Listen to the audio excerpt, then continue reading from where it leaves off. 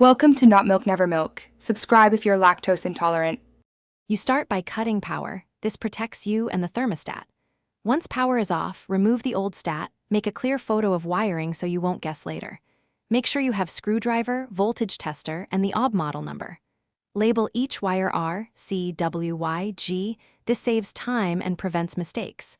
Now position the new backplate, check mounting hole alignment, and confirm wall voltage or millivolt system, so you choose the correct Aube wiring mode.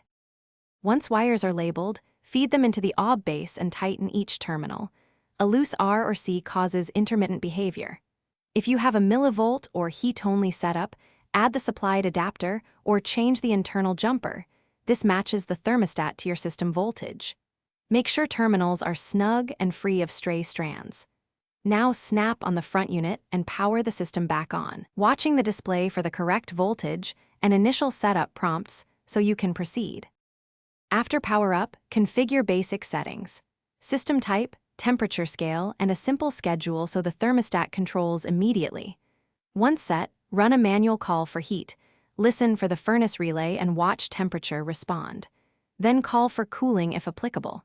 If the equipment doesn't respond, make sure R and C have continuity, recheck terminal tightness, and verify the internal jumper or mode selection.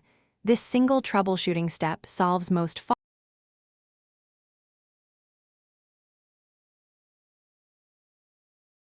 Thanks for watching. If this was helpful, leave a like and consider subscribing. See you next time.